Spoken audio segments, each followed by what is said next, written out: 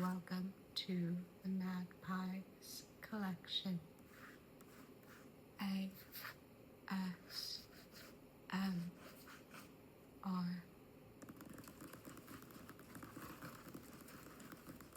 Today I have something a little bit different for you all. Other than one or two of my swords, I don't think I've shown much of my vintage and antique arms and armor collection. Part of that is it's a bit hodgepodge, as most of these pieces I have actually been given over time as family pieces rather than collected them myself. I do quite love arms and armor. I think they're really beautiful, and they have such, of course, interesting history, and I think you can see so much of the time and place in which they were used. So I do find them very fascinating, which is why I have here one of my coffee table books, which is a reference book. I really like reference books. You can just flip to any page and learn something new. So I think this one is a great starting point for writers or artists or anyone who just wants to learn a bit more about general arms and armor, and then maybe do a bit of a deeper dive separately. So this is a glossary of the construction, decoration, and use of arms and armor in all countries and in all times, together with some closely related subjects. It's not a very succinct title, but it is a very thorough tome. Perhaps not all countries and all times, but what I really like about this particular book is it has a lot of examples from the collection in the Metropolitan Museum of Art, which has always been one of my favorite museums.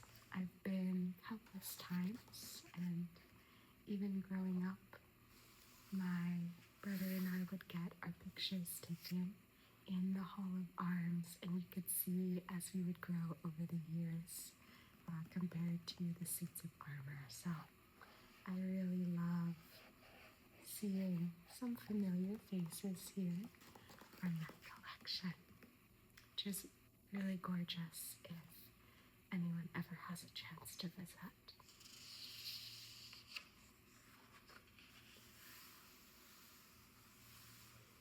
So here we have the definition of armor. I won't read through the whole thing, but we'll talk a bit about the evolution of armor, which is quite diverse, of course.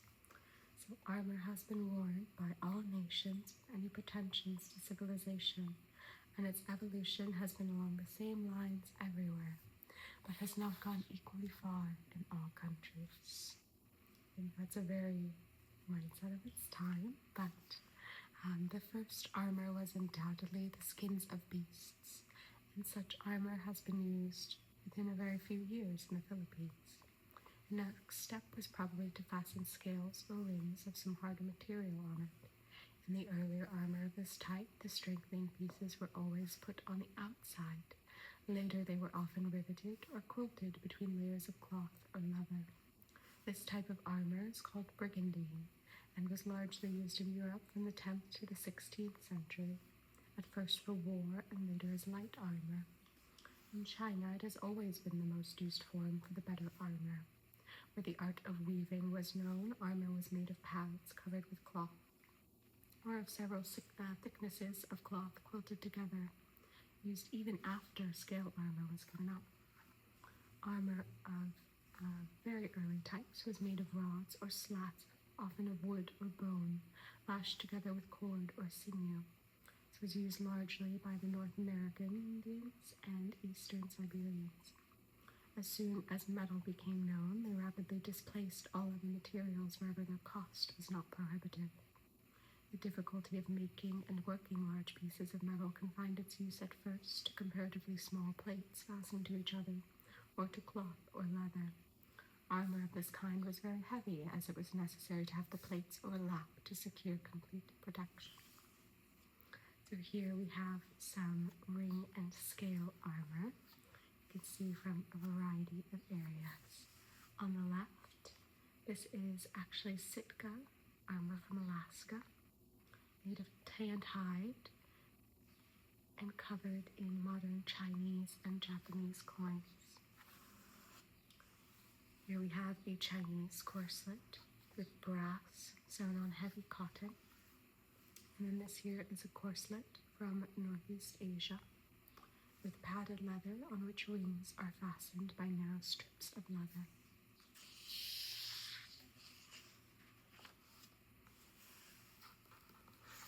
Deep dive into Greco-Roman armor, which I'm sure most people are generally familiar with. Here we have the height of scale and mail armor suits from Middle Ages, medieval Europe. Some of these are grave depictions of some really wonderful examples. And now would be the peak of European armor. During the 12th century, helmets were made larger with curved sides and flat tops. Because of their shape, they were called barrel helms. A little later, these abandoned for the sugarloaf helms with pointed tops, which caused a blow to glance instead to either side rather than being transmitted to the head. The entire weight of all these helms rested on the head. The higher classes wore a heavily padded garment called the gambeson, and over it a hauberk of mail. The hauberk had skirts reaching to the feet and was split up back and front for use on horseback. Sleeves were long enough to cover the hands, and mail gauntlets were sometimes worn. The common soldier wore a gambeson as the sole protection. In the transition period, padded and scale armor as well as mail were still worn, but the latter was reinforced by plate. Brigandines of large plates were often worn in place of hauberks. By the end of the 13th century, the entire leg below the knee was frequently covered by plate or boiled leather. The addition of plates gradually proceeded until, by the beginning of the 15th century, the entire person was protected by it except for the openings at the joints, which were only covered by gussets of mail fastened to undergarments. I'll say, of the full suits, I love the Gothic style. I think it's really cool to see the transition in style of armor across time. Footwear, you can see a lot of influence in court fashion. These very long pointed toes in one time period, and nipped in waists, versus other time periods. We have the club feet and these long rivulets, which were both functional to help direct blows, as well as very stylized versions of what you might see on clothing.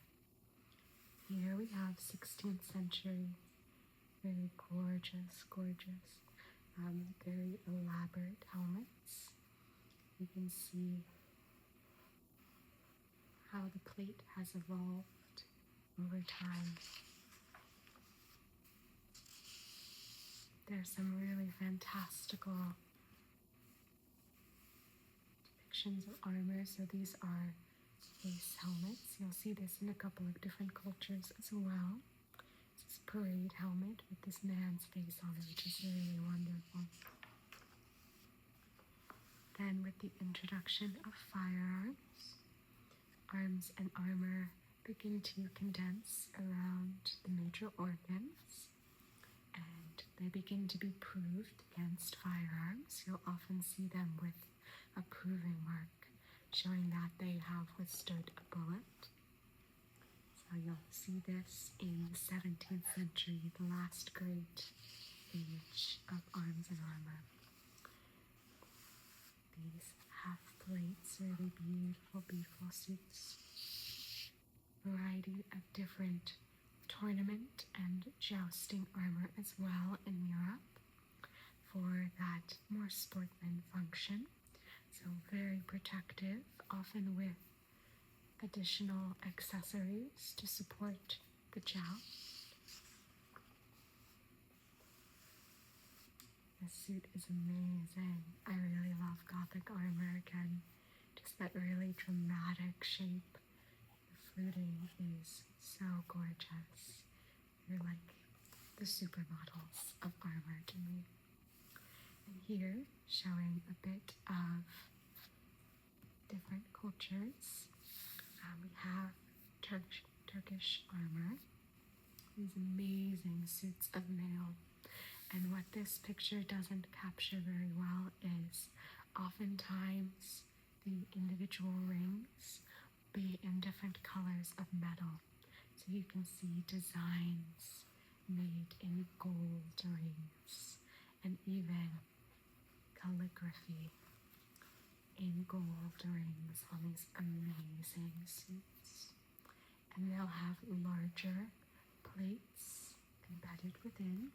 So rather than investing in one single plate of armor, you have the more fitted suit of rings, these individual plates. And these turban-style helmets were very, very popular. And you can see them spread to a lot of different areas as well. Another Turkish suit, you can see this amazing larger plates embedded within the mail. Here we have those turban helmets, which influenced a variety of other cultures.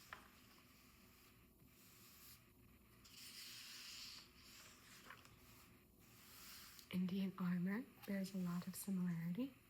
You can see some interesting ways the plates are inlaid.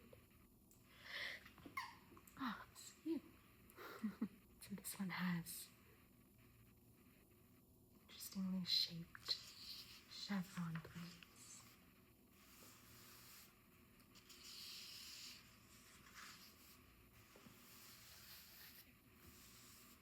Beautiful Indian suit. And this one is a Mughal helmet inlaid with gold, with a male neck guard and 3 sliding nasals. It has arm guards of russet steel inlaid with gold, gauntlets of quilted green Jazrat work. The remainder of the suit is from Rajput. It's leather-lined and quilted kincob and faced with green velvet and gilt studs. The plates are of bright steel with the borders inlaid in gold. The belt or kammer is of leather covered with velvet embroidered in gold. Imagine just how beautiful and vibrant this would be in color.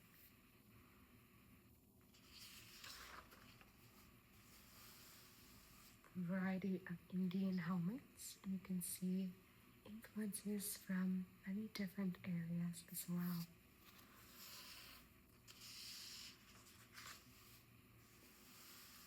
We have Koryak armor from Western Siberia, which is made out of strips of steel laced together.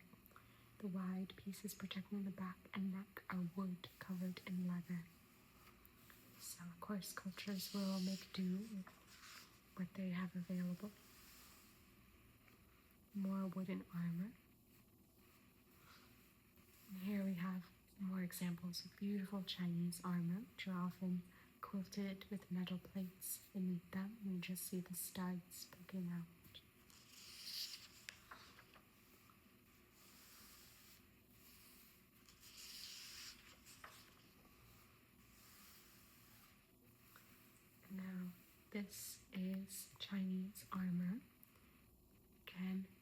individual plates that have been laced together, which gives it a lot of flexibility. And very similar if you're familiar with Japanese armor, which this book also goes into very great detail on, which I find really gorgeous as well. So each piece has its own name, and we have a couple of pieces here of Japanese weapon components that we'll learn a bit more about. They are, again, really stunning in person and in color. They often have very beautifully colored laces in black lacquer, so they really shine, and the helmets are incredibly gorgeous and diverse. It's amazing crests on top of them. You can see as well, here we have from the Kingsmill Islands a suit of woven heavy cord twisted from coconut fiber. The helmet is the skin of a spiny fish, and the backs of the gauntlets are arms with rows of shark's teeth. So, armor and arms are so incredibly diverse. Any kind of material you can think of has probably been used at some time. And there are so many beautiful, distinct shapes, but also some patterns that you can really see. It is so cool. We'll keep moving here. I don't have any individual pieces of armor to show today, but I do have a couple of weapons. So we'll keep moving. We have a few firearms. Aren't these amazing? So we'll keep skipping ahead to learn a bit about that.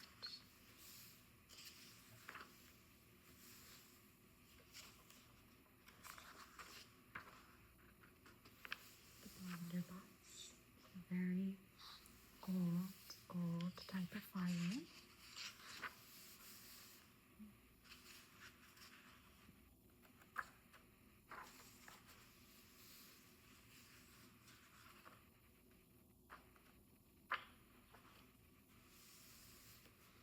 Breech loader.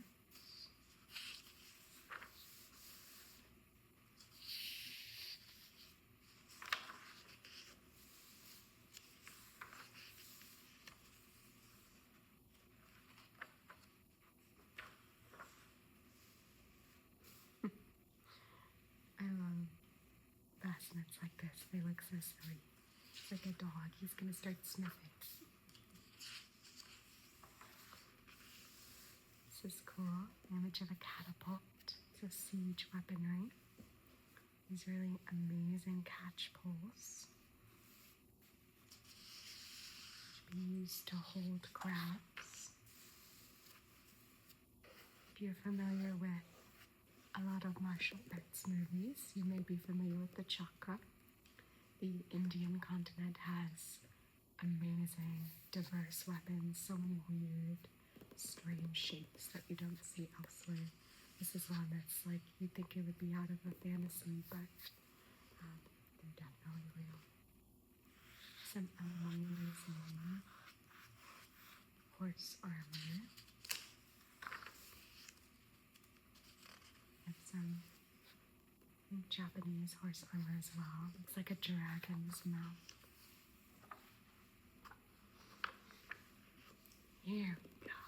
So what I wanted to show you here are, I have a couple of different firearms. And in the evolution of firearms, very, very generally, not an expert by any means, and this is not devoted to that, but we start with, for handheld firearms, the hand cannons, and then you have the matchlock, which would have a long wick that you would light, and that would be the source of the fire needed to ignite the explosion and propel your projectile. Then we would move, so we have the matchlocks. They're very cumbersome, a lot of smoke. They don't do well in the wet. You have to deal with this long wick. Not always super reliable. You go to the wheel lock, which are really gorgeous. I love a wheel lock, but it's a rotating mechanism. A bunch of different little flint-like, pyrites really, and they will, as you turn that wheel, smack against a piece of metal, a piece of flint, and that would produce the spark. And it's good because you don't have to carry around this big wick, but they're very complicated, they're very expensive, and they're also not the most reliable. So then we have the flintlock, and the flintlock stays around for a very long time. So even once you have other more advanced types of firearms, there are a lot of areas that still use that.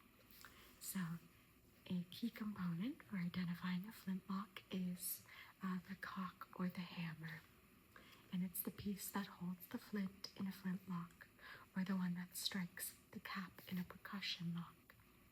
In the first, the flint is held between a piece projecting from the body of the hammer and a loose one that is pressed against it by a screw. The pieces hold the flint tight in the jaws. In the European locks, the loose jaw is usually guided by a piece projecting from the body of the hammer that fits in the slot in the back of the loose jaw. In the Oriental locks, the loose jaw has a projecting piece that passes through a mortise in the body of the hammer. So, if you are, if you are looking at a flintlock, you'll be able to identify it a little bit better. I have two here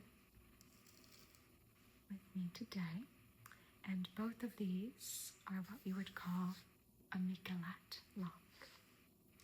So that is very typical and identified by this shape here, this open shape. So you can see some Oriental flintlocks here.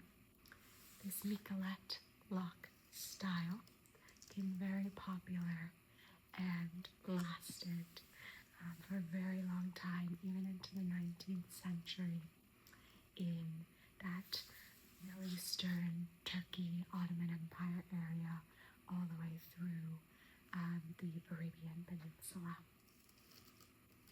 So the one that I have here has a really beautiful example of that locking mechanism. You can see here the cock or the hammer. I won't pull it back all the way, but you can see if I can get a good handle on it. I'm left-handed, so this is a little awkward for me to pull it and show you all. There you go. Oh dear. There you go. You can see, hopefully that wasn't too loud.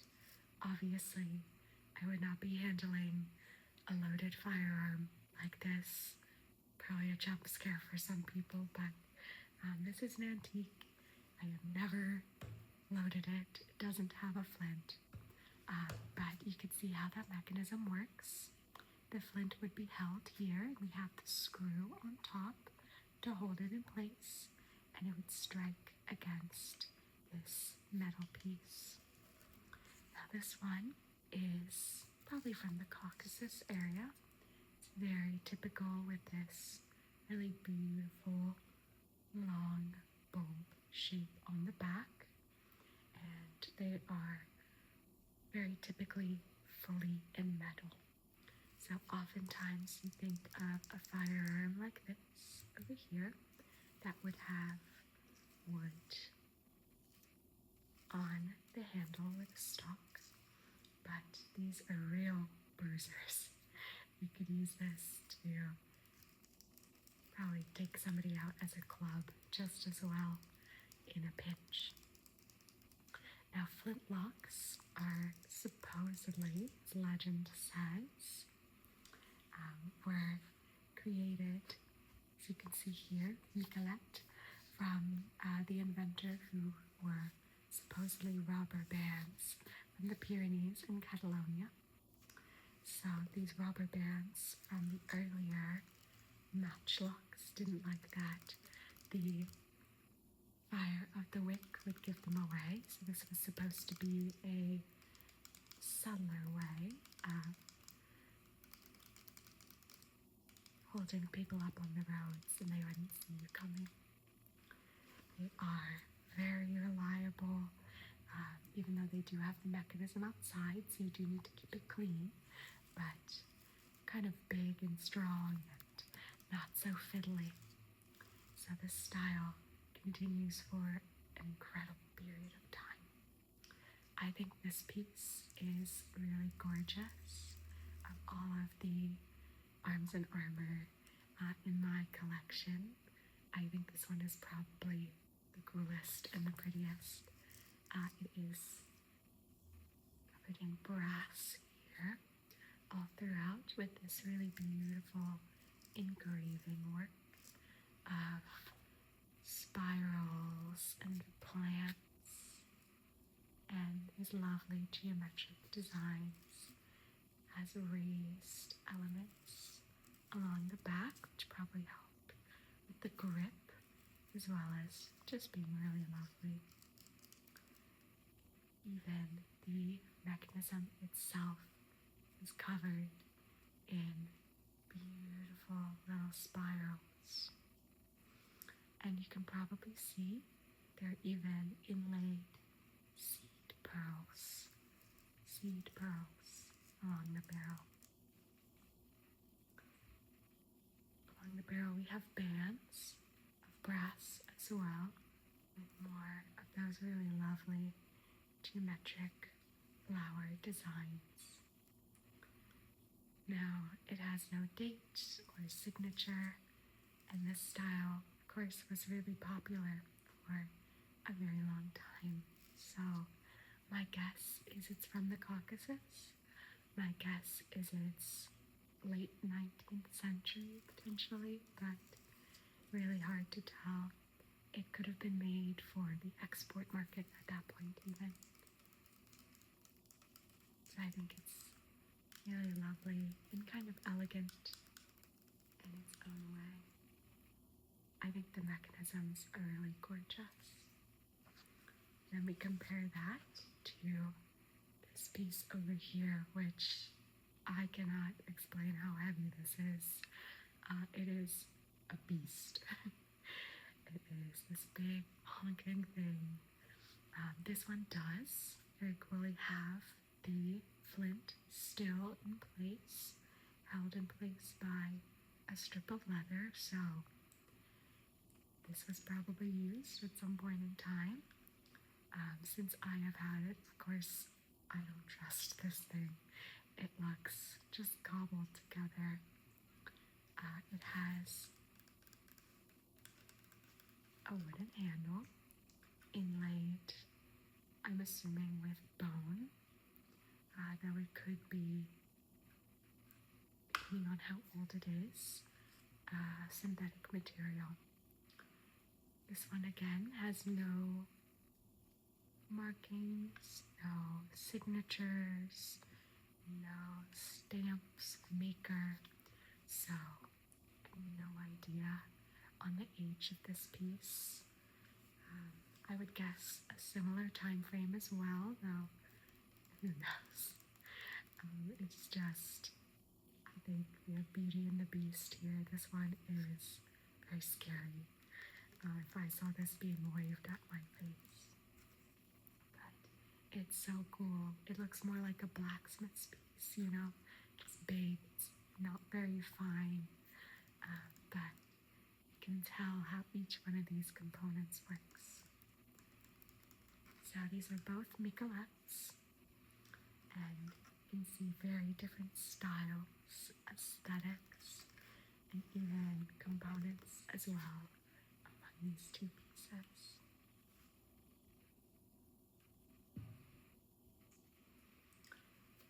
Now, moving to totally different culture altogether. The last thing I really wanted to deep dive with you all were components of Japanese arms and armor. So, as you saw in that previous diagram, there are so many individual pieces in Japanese armor. You can see here some amazing helmets, Japanese helmets, and just how varied they all are. They have those beautiful plates tied with gorgeous colored cord, and the shapes of the helmet can be everything from shells, swirling fish, rabbits. They are really amazing and elaborate. The weapons themselves also come with very different individual elements that are more ritualistic or symbolic. So let's see if we can find a good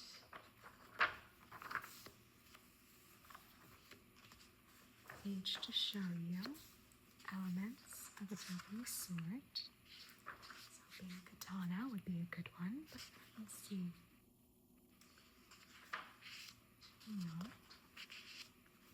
See how they hold them.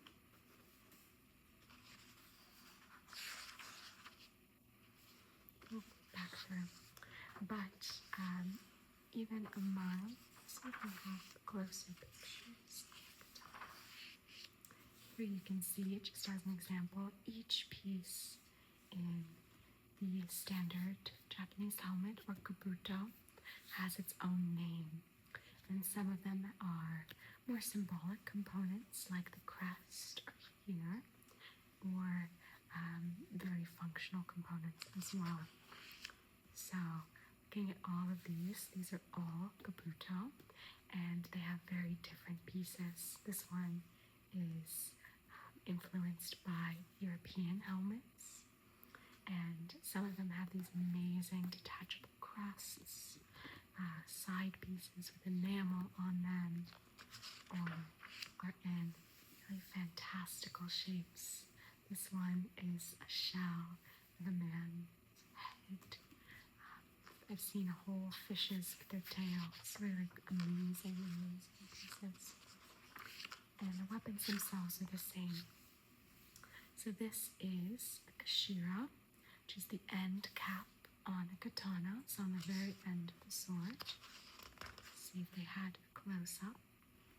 You can see a little bit, very, very small here. That little end piece is the kashira. The probably most famous element is the tsuba, or the guard. They are big, flat discs, and they are often covered in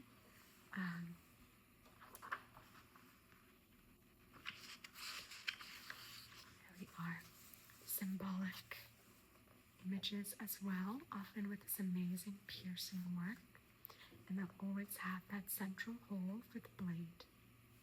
Tsuba, I would say, are the most widely collected component of Japanese arms and armor, and because of that, they are very expensive, very often reproduced, and very often faked.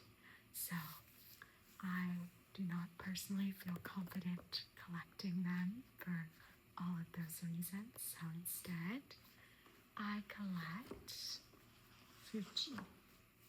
The fuchi is what sits right above the tsuba, or the hand guard. So on the sword, you have the blade, the hand guard, the tsuba, and then a little piece right above that, which is the fuchi. So it's the start of the handle, And see,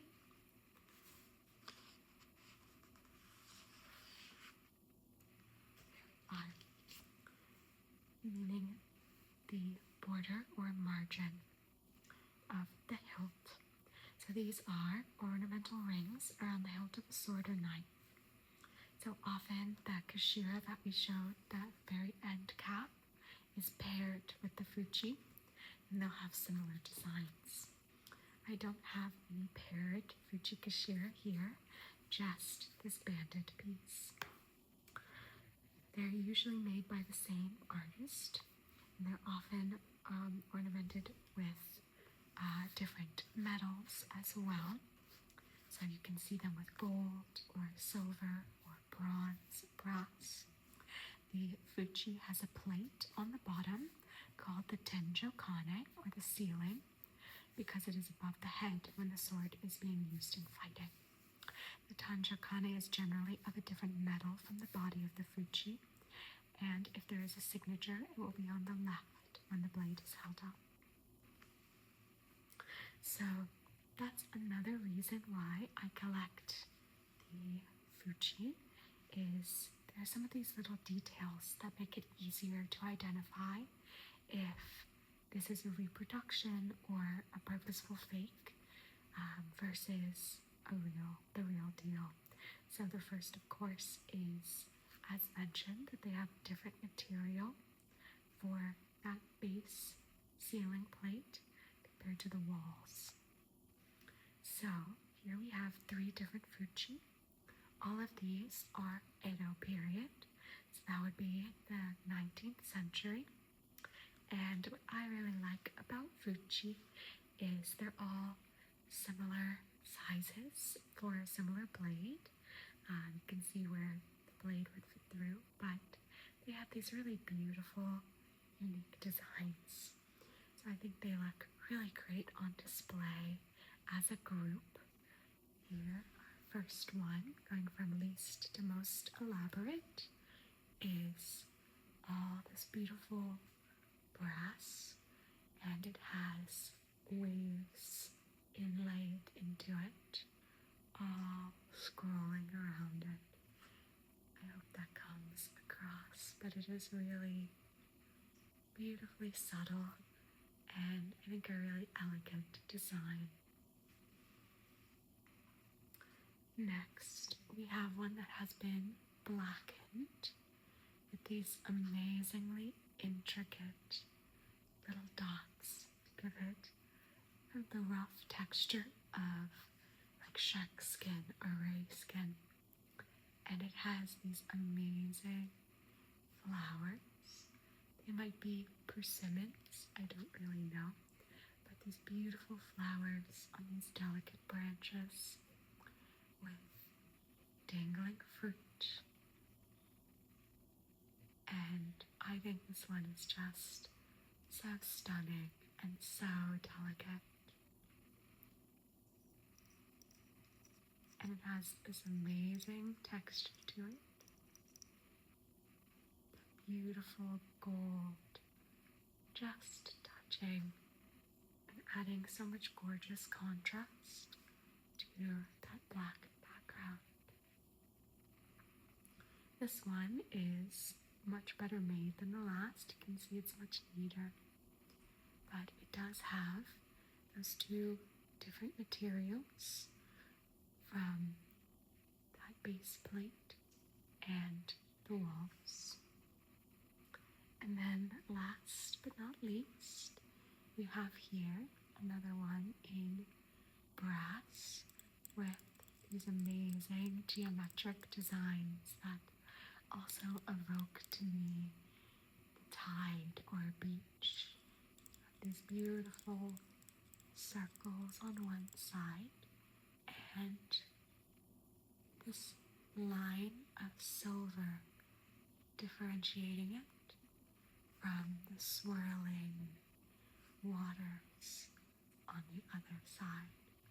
So I love this one. I think it feels really modern and really timeless. And that slash of silver running through it is really gorgeous. This one you can tell has a bit of age. It's been kind of bumped over time, and the softer metal has pushed all of its original design a bit, but I think that just makes it really gorgeous. So I only have the 3, but I'm pretty picky. I try to only get ones that I feel are true antiques and authentic. But there's so many interesting collectible elements of Japanese arms and armor. Collect Fuji paired with the Kashira, collect Tsuba, their end caps on the sheath as well. So many really cool elements of Japanese armor. Thank you for looking through this really cool reference book. It has so many amazing images. I think it's really inspiring to see all of the different forms. These gorgeous halberds here. My dream would be to have some pole arms. Do not. Right now, I would love a gorgeous halberd. I would love a real warhammer, like Bec de Corbin. One of those really gorgeous, nasty looking little warhammers.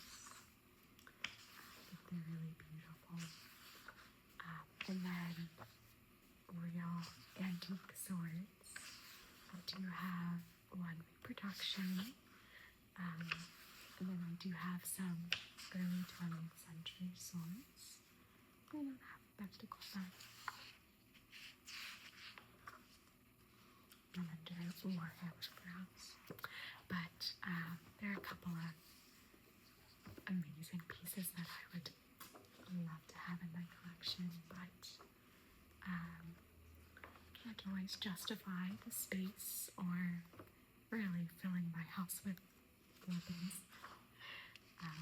But this has so many really fantastical, interesting, different pieces, and I think seeing it all together just shows humanity is, we're all the same, and we're all so cool and different. We have all these different designs of mail, which is fascinating to see how it's all put together with different plates, little tabs at the edge.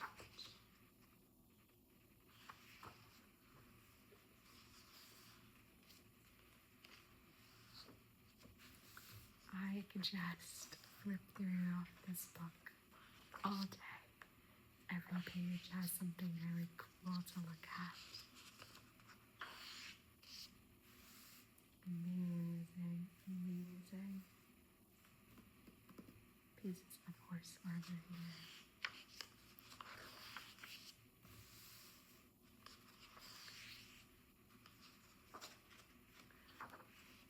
But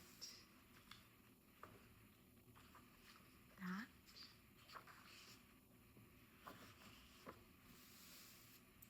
thank you for stopping by to learn a bit more about Magpie's collection. I hope it was